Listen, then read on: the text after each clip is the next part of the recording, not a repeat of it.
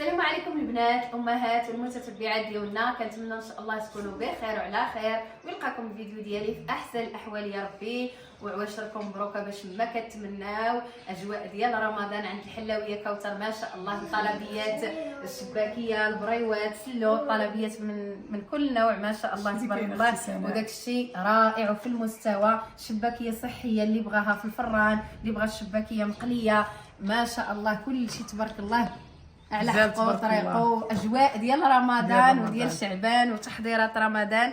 ونخلي كوثر تسلم عليكم ان شاء الله. اختي السلام عليكم البنات المتتبعين ديال سناء اختي، مرحبا بكم ومرحبا بك اختي سناء. ربي يخليك، نتمنى يا ربي يلقاكم هذا الفيديو في احسن الاحوال وعواشر مبروك عليكم باش ما كتمناو ان شاء الله. الصراحه خبرنا عليكم انا وسناء، كان واحد سوء تفاهم بيني وبين سناء والحمد لله ناقشناه وتحل الموضوع. لهذا غنقول لكم في هذه العواشر هذه كل ما كان عندكم شي سوء تفاهم مع الناس اللي عزاز عليكم حاولوا تحلوه في البلاصه، ما تخليوش القضيه تكبر، لان الشيطان كيدخل وتكبر القضيه. ياك اختي سناء؟ فعلا كان واحد سوء تفاهم وقع بيني وبين الحلاويه كوثر. الحمد لله حنا راه ما تخاصمنا ما والو، غير ملي وقع داك سوء تفاهم صافي. المهم ارتاحي لها شي شويه. كنت انا مشغوله وتا هي ما شاء الله كتكون ديما مشغوله مع الطلبيات، داكشي باش ما صفيناش الخواطر. داكشي الحمد لله وعادي. دابا هضرنا والحمد لله كان مجاليه. كيوقع بعض المرات سوء تفاهم كتكوني انت ما قاصده داكشي هي سوء تفاهم عاوتاني الواحد كيفهمها بشي طريقه مختلفه. عادي كنتخلقوا غير الناس اللي عزازين علينا. داكشي وفعلا والعواشر هذه وهذا الشعبان وسيدنا رمضان على الابواب، الواحد اللي عنده شي خلاف ولا شي نقاش ولا يصفي الخواطر. وبالخصوص حتى اللي جات منه المبادره راه كيدير اجر كبير. الحمد لله والحمد لله حنا ما وقع بيننا غير الخير وتقاسمنا انا وكوثر غير الخير الحمد لله. وحنا دابا جيناكم بهذا الخير تبارك الله. شباكيه البريوات سلو كوثر ما شاء الله في القناه ديالها راه شاركت معكم فيديوهات رائعين تحضيرات رمضان، شاركت معكم الشباكيه، شاركت معكم البريوات اللي غنخلي لكم ان شاء الله الرابط ديالهم في صندوق الوصف وفي اول تعليق. شاركت بواحد العقده رائعه زوينه مختلفه الصراحه على اللي مولفين كنديروا، وما مقلياش اختي سناء. هذه مقليينش في الزيت غير في الفران غزاله ما شاء الله، طريقه واعره غزاله ما شاء الله. ها انتم نقسمها معكم البنات، شوفوا بسم الله، سمعوا تبارك الله التقرميشه. شوفوا كي معسله كي شاربه العسل ديال بصح. ما شاء الله غزاله ما شاء الله، ما نقولش لكم جات روعه. ان شاء الله غتلقاو الرابط ديال الفيديو ديال هاد البريوات في اول تعليق. دخلوا عند كوثر مرحبا بكم. شجعوها في هاد العواشر لان تبارك الله كتشارك معكم حويجات زوينين، وحتى سلو حتى هو شاركتوا معاهم بطريقه زوينه. حتى هي النص ديال المقادير تطحن بحال الشكل ديال املو، والنص الاخر المهم الا بغاو يكتشفوا يدخلوا عندي مرحبا بهم.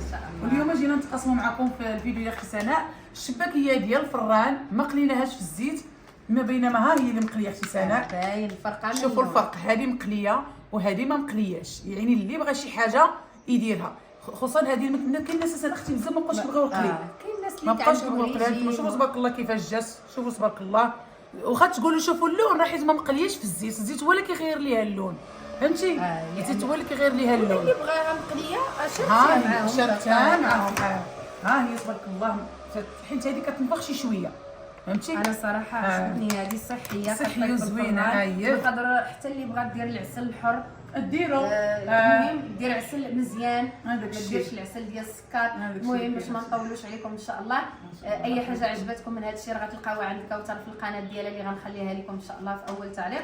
وفي هذا الفيديو هذا غندوزو نشارك معكم الشباكيه صحيه ديال الفران، ونتمنى ان شاء الله الفيديو ينال الاعجاب ديالكم. مرحبا بكم. وغادي ندوزو مع مدام الجوهري، مطبخ مدام الجوهري. بعدا مبروك الدويره الجديده تبارك الله ما شاء الله، دويره غزاله ومتوله تبارك الله. يحفظك اختي، مرحبا بك سناء اختي من هذا الله يبارك فيك، ومرحبا بالمتتبعين ديالك الكرام. الله يبارك فيك وعواشركم مبروكه علينا وعليك ان شاء الله باش ما كتمناي.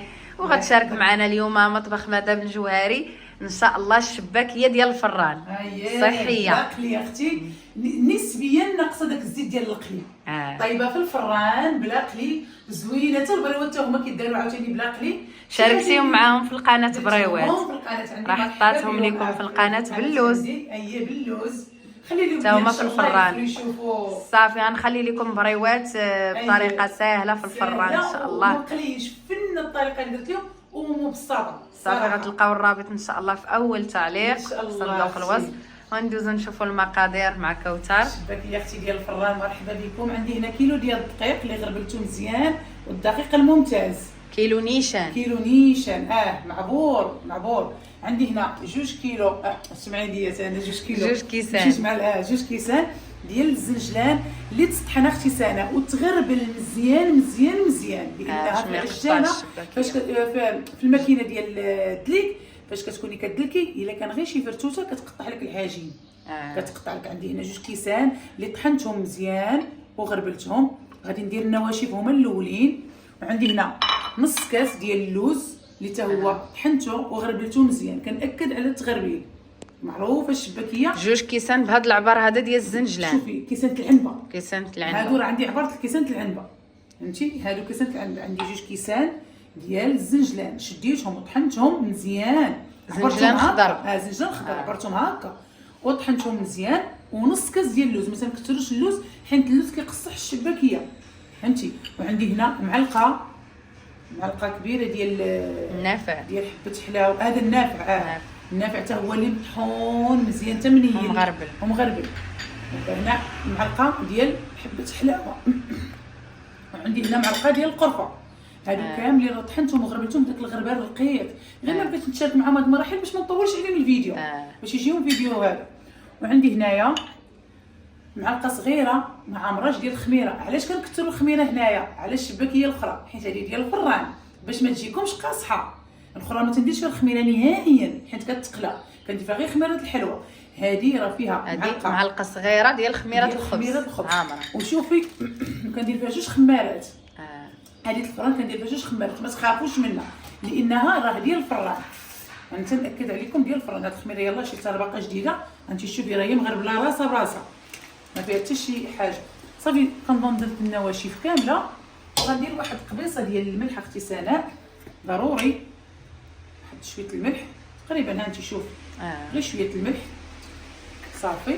وغادي نخلط بسم الله على بركه الله. غنخلط هاد النواشف مزيان حتى يتجانسوا ليا مزيان هكايا. ديجا انا مغربله على هذا الشكل هذا. صافي كنقلب. الا مثلا خفتوا مثلا تكون باقا شي حاجه من نديرهم بحال هكا عاودوا غربلوهم. مثلا غنشدوا واحد شويه ديال الزعفران شعره وغادي نديروه في المزهر هكايا، الماء ولا الماء عادي ولا المزهر اللي بغيتو يطلق لينا اللون. ضروري كديري فيها مزهر في العجينه. ضروري المزهر. مثلا اختي الا ما عندهمش مثلا هاد الزعفران شعره وما بغاوش يديروا غير الملون دويمه ولا ضامه ديال هذيك ديال الزعفران. هنايا دابا هاد الكيسان بجوج هما ولا واحد؟ لا واحد مزهر وواحد ماء. انا غنقولها اليوم عندي هنا كاس ديال المزهر وكاس ديال الماء عادي، فهمتي؟ وعندي هنايا تقريبا ها نتوما نص كاس ما عامرش ديال الخل. نص كاس ما عامرش ديال الخل. الاخرى ما تنكثرش فيها الخل بزاف باش ما يكونش الكسور. هذه واخا تكثري فيها الخل كطيب في الفران ما كتقلاش. وباش كيهششها. وعندي هنايا كاس ديال الزبده ما عامرش بزاف، انت شتي ما عامرش بزاف. وعندي كذلك حتى هنا كاس ديال ما بين الزيت البلديه والزيت الروميه. واللي بغى يدير غير الزيت البلديه يديرها. انا كثرت الزيت البلديه درت غير واحد شويه ديال الزيت. المهم تقريبا كاس ديال الزيت ها هو يا. ولا ما بغاوش يديروا حتى الزيت البلديه ما يديروهاش. غادي نضيفوا ليها الزيت. دابا غندوزو للسوائل. عندي هنايا هاد الزبده وعندي الزيت غادي نديرهم. وعندي الخل كيف ما قلت لكم، واخا ديروا الخل ما تخافوش منه لانه راه كاع ما غادي يدير لكم حتى شي حاجه، راه كطيب في الفران. صافي غادي نخلطوهم.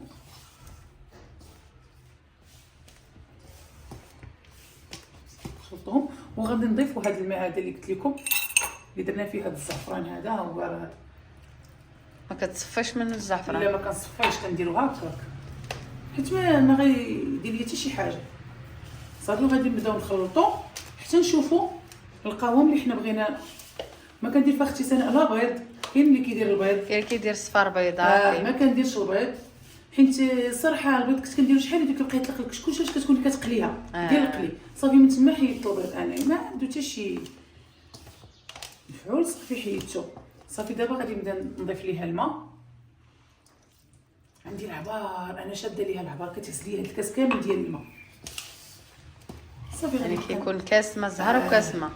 كاس ما زهر وكاس ما. صافي غادي نخلطها حتى نجمعها، وما غاديش نحركها بزاف، غادي نجمعها غير بهذا الماء هذا نيشان. حاولوا ما امكن ما تزربوش في الماء، ديروا الماء بزاف باش ما تجيكمش من الاول خفيفه، حيت الا جات خفيفه صافي غتنوض تزيد الدقيق ما غاديش. هذا كيف ما قلت لك اختي سناء، كاين الناس كيبغيو الشباكيه بالزرع مثلا، اللي بغى يدير الزرع شو اللي راه ما كتشبكش، والله ما كتشبك الفرينه ولا جربتها، الا اللي بغاو يديروهم بليغات. انا واحد النهار انا كنت بغيت بديتها شباكيه وقلبتها بليغات ما تشبكاتش ليا، الزرع ما تشبكاتش ليا. شتيها انت درت الماء، كنظن غنزيد الماء باقا قاصحه، غنزيد واحد 4 كاس ديال الماء. انا غنزيدو شويه ديال الماء، هانتوما نعبرهم درنا قبيله كاس، غنزيدو هنايا واحد 4 ديال المعالق بالحساب. انا نعطيكم العبار باش ما تلفوش كاع صافي. وغادي نجمعها دابا مزيان، نجمعها ما غنعركها ما والو، غير غادي نجمعها وغنديرها في بلاستيك. شحال هادي كنا نبقاو نعركو وما تعركو، عرك ما تعرك صافي. دابا غير كنجمعوها وكنديروها هي عجينتها خصها تكون قاصحه، خصها تكون قاصحه شويه. صافي كنظن هذوك 4 معالق اللي زدت اختي سناء كافي صافي. دابا هنايا بعد ما جمعتها نتوما شوفوا القوام ديالها شاده في راسها نيت، حيت فيها الخميره فهمتي، فيها الخل، غادي ترخ في راسها شي شويه. صافي كنبقى نجمعها، انا كنحطها هنا ضروري فوق البوطاجي، وكنجمعها هكا شي شويه، ما تنعركهاش بزاف، غير شويه واحد دقيقه صافي. وغنجمعها وغنديرها في واحد البلاستيكه صافي، غنخليها في بلاستيكه هنايا. ومن غادي ترتاح عاوتاني غادي ندير لها واحد الطريقه انا غنشاركها معكم، وغنعاود نخليها ترتاح صافي. هانتي شباكيه بلا ديك بلا حتى شي حاجه الصراحه، ها هي وغترتاح دابا صافي. هنايا ما كتخليهاش قلتي لي ترتاح بزاف. انا مشيت غلطه سنه اختي مع الشباكيه الاخرى ديال القلي، كنخليها واحد نص ساعه حتى ساعه المكانه، حيت ما فيهاش خميره، كندير فيها غير خماره الحلوه. لكن هذه ديال الفران شتي درنا فيها 2 خمارات ومع الخميره ديال الخبز. غير واحد ربع ساعه صافي كنبداو فيها. وشوفي لي اللون تبارك الله ديال الزعفران، تبارك الله عطى اللون. ها انت شوفي هذا راه الماء الثالث هنايا، حيدنا داك الاخر عجنت به داك الشباكيه الاخرى، وهذا الماء الثالث. شوفي كي باقي اللون، ها انت حيت عندي الزعفران الشعره الحر زوين اللي كيطلق اللون ديال بصح. المهم قلت اللي ما بغاش يدير غير الضرامه، هذيك الدويمه ديال الزعفران. دابا ما شاء الله غادي نديرها هكايا بهذا الشكل هذا، وغادي نقطعها. اللي بغى يدير غانص كيلو ديال الدقيق يقسم المقادير ويديرها. المقادير راهم باينين وواضحين اختي سناء، كلشي واضح تبارك الله. صافي بحال هكا نقسمها على هذا الشكل هذا، وغادي نشدها وغندلكها بالدلاك. بسم الله هكا هي كندير ليها بسم الله. صدقوني غير هاد الشباكيه اللي بلا قلي فاش كتكوني كتاكليها اختي سناء، كتاكلي الشباكيه ديال بصح، كتحسي بداك القوام والله العظيم. مثلا الشباكيه الاخرى كتدير لك كتقهمك، هذه ضربيتها 3 4 حيت ما فيها ما مقلياش خفيفه كتكون. شديتها تنيتها وعاودت تنيتها، وغادي نخليها بحال هكايا. كلهم غندير لهم بحال هكايا، ما كديرهمش على شكل مربع، لا بحال هكا. ديال الطريقه الصراحه اللي كندير دائما شاركتها معهم. ونتمنى اختي سناء يدخلوا عندي القناه مطبخ مدام الجوهري ويدخلوا عندها ويشوفوا داكشي اللي كندير، والا ما عجباتكمش ما تدخلوش. انا ما كنبزز على حتى شي واحد عن طيب خاطر على هذا الشكل هذا، وكنوري اختي سناء من قلبي وما كنسى حتى شي حاجه. لا تبارك الله دارت معكم السفوف البريوات الشباكيه ديال القليه، اللي بغات الشباكيه ديال القلي راه شاركت معكم بزاف د الحويجات هكا. الحويجات اختي كنبقى نهضر، كاين اللي تيقول لي حقا فيك الهضره بزاف، كاين تيقول لي لا تشرحي لنا من قلبك، كل واحد وشنو تيقول.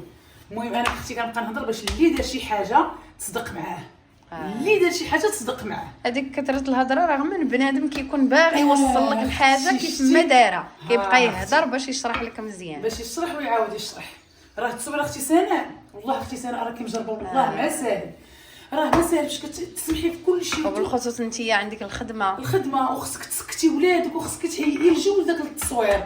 فهمتي راه ماشي ساهل، ماشي زعما بالساهل. والحمد لله كنلقاو المتابعين كيتابعونا كيعجبهم داكشي اللي كنديرو. صافي غنكملوا مع اختي سناء على هذا الشكل هذا كاملين، وغنرجعهم للبلاستيكه وغنبدا فيهم مباشره. ما غتخليهمش يرتاح. صافي هذه صافي غتبداي من الاولى اللي درتي. اييه صافي غادي نديرهم بحال هكايا، غنبدا عليهم هكا صافي، وغنحطهم ضروري البلاستيكه باش ما تقروش لكم هاد ديك الجليده من الفوق. بحال هكا صافي. وغادي نبدا دابا قلتي غنمشيو نجلسوا في الطبله. نجلس في الطبله اختي باش تساعدني باش لان الطبله باش تلصق ليها الماكينه في الحاشيه الطبله. هذاك الشيء صافي غنمشيو دابا ان شاء الله للطبله ونكملوا معاكم. صافي. ودابا ان شاء الله غادي ندوزو للطريقه ديال التشباك، واللي غيتقاسمها معنا فهو الشيف عادل. مرحبا بك عادل. اهلا وسهلا كوثر. تحيه ليك، تحيه المتابعين ديال الاخت سناء خوخي. مرحبا بالجميع. ربي يخليك عادل. كيف ما قلت ان شاء الله نتقاسموا معكم. شكرا لك انت عادل اللي بغيتي تتقاسم معنا تعطينا من وقتك. شكرا لك بزاف عادل. بكل فرح. علاش لا، مرحبا. ربي يخليك. حتى حاجه ما تغلى في وجه المتابعين العزاز اللي كيسولوا دائما واللي متبعين القناه يعني بكل حب وتا التعاليق اللي كنشوف ما شاء الله. يعني الناس اللي تبارك الله زعما اللي دخل كيخلي تعاليق اللي هي زوينه بزاف. شكرا لك. دابا عادل عندنا متتبعين جداد ديال سناء الخوخي. مرحبا باللي جا. مرحبا كل واحد. مرحبا سناء والمتتبعين ديالها. شكرا لكم حتى نتوما نتقاسموا معكم كتقاسموا معهم اسرار المهنه وكل فرح من القلب الخالص. انت شتي عادل كيقطعها على 5 ديال الاشرطه وغيدوزها في الماكينه. غادي يحطهم بحال هذا الشكل. هضر اخويا عادي تيقولوا لي كتهضريش اختي وكتخلي راجلك يهضر. لا غنهضر. انا يكفي انني كندير داكشي. لا قالوا لي ما تخليش يهضر. اكبر ثانيه. هضر معاهم يشوفوا غير الطريقه ولو ما نهضرش كاع راه كافيه. يعني ملي كتكون شي حاجه كتستدعي انني نوضحها ونشرحها راه بكل فرح يعني غادي نهضر عليها. انا ما ننساش الفيديو قالوا لي كتهضري وما كتخليش راجلك يهضر. انا ساكته دابا. بالعكس انت كتعطي داكشي اللي المفروض يعني تقوليه. داكشي بالنسبه لي انا داكشي اللي غادي نقولو كنديرو. انا غير كنحاول حيت انت ما كتهضرش كنحاول نهضرك. مرحبا. هادشي اللي كاين. وبالنسبه للرقم شحال كدوزيها في الرقم ديال الماكينه؟ اختي سناء كاين الارقام على حسب الماكينه. بالنسبه لهذه كنظن هذا رقم 5 ولكن راه الرقم دابا الرقيق اللي قبل منه ولا كيفاش؟ اللي قبل منه الرقم ارق رقم اللي قبل منه. ما كنديرش دقيقه بزاف حيت ديال الفران هذه. فهمتي ضروري خصها تجي شي شاده في راسها. صافي هكا غير واحد الضربه هكا خفيفه باش ما تبقاش تبعني في الجراره بحال كتبريصه في الرخام. صافي بقى نبدا بالماكينه هذه ديالي اللي معتمده. هذه اختي سناء كتجيب هاد الشبكه انا هذه كتعجبني احسن من ديك الجراره العاديه. كتجيب هاد شبيكه وحده وما تيكونش ضايع بزاف، غير هاد الجوانب كيبقى داكشي قليل. هادو هما اللي نحاول يمكن حتى نجيب الاشرطه على القياس ديالها، ما كيشدش ليا داكشي كثير. صراحه طريقه زوينه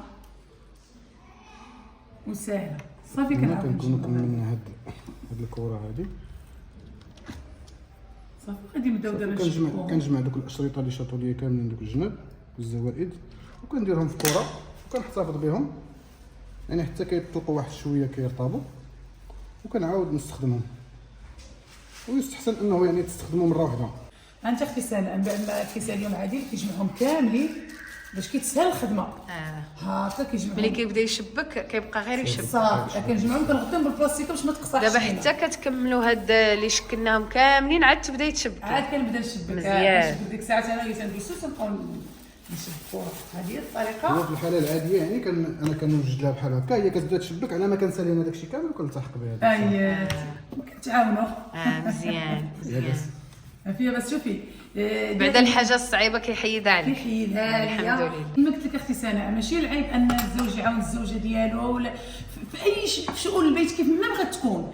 دابا انا هاد الهوايه ديال هاد الحلوه او بديتيها هوايه. بديتها انا سناء اختي بديت بالخبز. باش نقول لك تيقول لي عادي راه كوثر اش بغيتي تماره كوثر اش بغيتي كنقول ليه لا راه ضروري المراه تعاون راسها. ما تعجبنيش نبقى جالسه في الدار. تنقولها لهم من هذا المنبر اي وحده تنوض تعاون راسها وتخدم على راسها بالقليل تعاون راسها. كلشي في اليوتيوب واضح، ملي كيفاش كترجع اليوتيوب اختي سناء. يعني كتخدم، بديت من الخبز، كنوض مع 6 الصباح وعادي كان في الخدمه، ديك الساعه كان عنده الحانوت وكنعطيه انا هذيك الخبز كيبقى يبيعوا ليا، كيشجعني واخا تيقول لي بغيتي وعمري ما بغيتي تماره انا غنعاونك.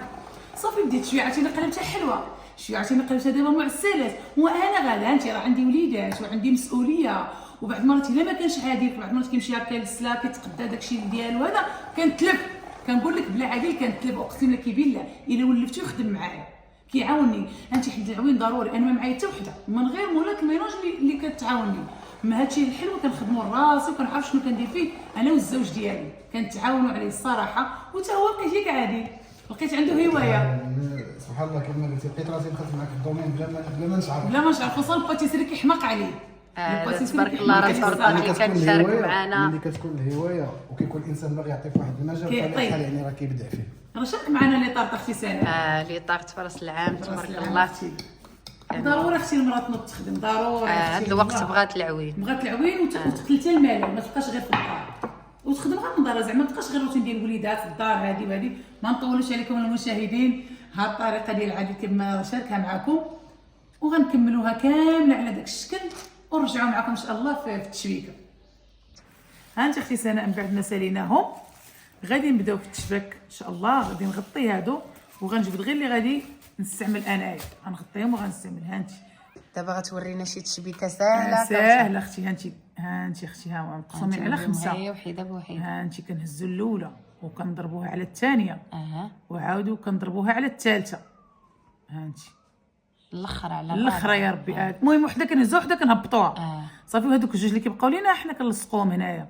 صافي كنشدوا هاد القناه هادو هكايا القناه، صافي وكنشدوها انت اختي سناء، كنقلبوها وكنقرصوا مزيان من الجناب باش ما شتي صراحه ساهله. انت اختي ساهله خفه نزربان. نعاود معكم وحده اخرى. بسم الله. ها انت دائما كتهزي وحده وكتهبطي وحده، دا ساهل. انت هزي وحده كتلصقيها على الاخرى، الاخرى طاحت وكتهزي عاوتاني اخرى طاحت والاخرى انت كتلصقيهم وكتشدي هذوك الجوج اللي كانوا بقاو لتحت. صافي وكتشدي هادو كتقرصي عليهم مزيان وكديري هكا وكتحطيها هكا وكتقرصي. شوفي هذيك القرصه كتخليها تجي وريضه. كتجي تبارك الله، كتجي وريضه اختي سناء. ها انت تبارك الله شتيها غزاله ما شاء الله. نعاود معاهم وحده اخرى باش نشبك انا هادو وندوزو للفران. ها انت ها انت بشويه دائما كنهزو وحده والاخرى كطيح ونعاودو نحطوها على الاخرى على هذا الشكل هذا، والاخرى كطيح ونعاود نحطها وكنشد هادو بجوج كنلاصقهم وكنقرص هاد القرصه بحال هكا. صافي وها انت وكتقرصي هكا من الجناب. زوينه تبارك الله وكتجي صغيوره. انا تتعجبني الشباكيه تكون متوله وصغيوره.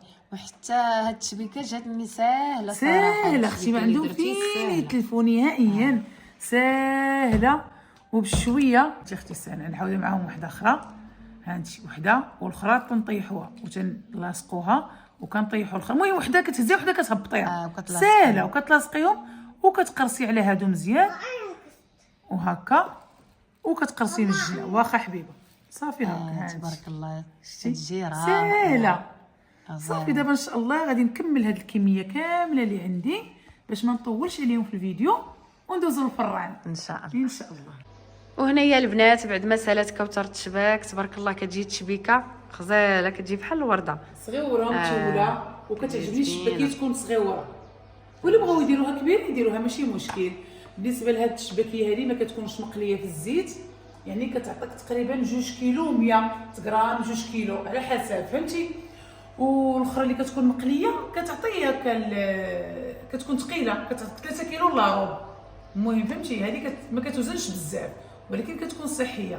دابا ان شاء الله غادي ندخلوها الفران ونقول لكم درجه الحراره علاش غنطيبوها ان شاء الله. صافي دابا ان شاء الله غادي ندخلوها الفران على درجه الحراره 150 و23 دقيقه. ها هي مسجله عندهم باش يشوفوها. بالنسبه للناس اللي ما عندهمش الفرن الكهربائي يمكن لهم يطيبوها في الفرن ديال الغاز العادي، ولكن الصراحه الفرن اللي كتكون فيه الفرفاره كطيب من الفوق ومن التحت، كتجي صراحه مزيانه ما كاين كتقصعش. فرارن ديال الضو صغار فيهم الفلفله فيه الفلفله يخدموها موجود، ويشعلوا الفوق والتحت على 150 150 على 23 دقيقه. واللي بغى يطيبها مثلا في الفران العادي يطلعها واحد شويه ويعاود يهبطها لتحت، ما يخليهاش طيب بزاف ما تقصعش له. صافي دابا ان شاء الله غادي ندخلوها الفران وغادي نسدو عليها ونغطيو ونرجعوا معاكم. ها انتم البنات بعد ما حلات عليها الفران جرها كوثر وريتي تبارك الله. شتي راها قاصحه دابا، راه ما بقات في الشكل ديالها، راه ما كتغيرش نهائيا وطايبه مزيان من الداخل، طايبه من الفوق ومن التحت تبارك الله. هانتي قاصحه. ها شتي ملي كدار في العسل عاد كترطب. كترطب ديك الساعه. دابا راه شاده في راسها. المهم الشباكيه سنه اختي صحيه، واخا تنقولوا فيها الفورس انما ناقصه واحد شويه ديال الزيت وديال القليان والحريق ديال الزيت، راكي عارفه. صافي دابا ان شاء الله غادي نجبدوها وغادي نديروها في العسل. صافي بعد ما كتخرج من الفران باقا سخونه، ما تنتسناوش عليها تتبل، كنديروها في العسل. العسل راني مشاركه مع اختي سناء في القناه، خصو يكون ثقيل العسل باش كتشد فيها مزيان، العسل يكون بارد. صافي كنديروها كامله هنايا في هاد العسل، وكتبقى اطول مده. انا كنخليها ليله كامله، فهمتي؟ ماشي بحال الاخرى. كنخليها ليله كامله. شوفي الريحه، تشرب العسل مزيان. شوفي الريحه يا سلام، شوفي ريحه الشباكيه كيفاش دايره. ريحتها يا سلام يا سلام، كتبني في الشباكيه وكتاكلي الشباكيه ديال بصح.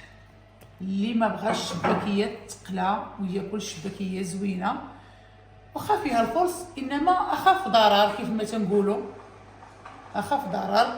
صافي غنخليوها دابا هكا في العسل.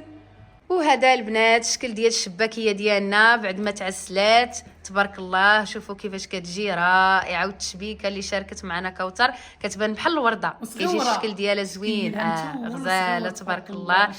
راه جمعاتها كوثر لانها عندها طلبيه، جمعاتها في لي بواط. وها هي الشباكيه المقليه في الزيت البنات، اللي بغى زعما الطريقه ديالها كيفاش كتوجد كتجي تبارك الله مجعبه وصغيره تبارك الله. شاركتيها معاهم في القناه. شاركتها مع اختي في القناه، مرحبا بهم. المهم مش هاد الشباكيه المقليه في الزيت بطريقتها عجينتها حتى هي مختلفه. غتلقاوها ان شاء الله عند كوثر. ها انتم شوفوا تبارك الله التشبيكه كيفاش كتجي.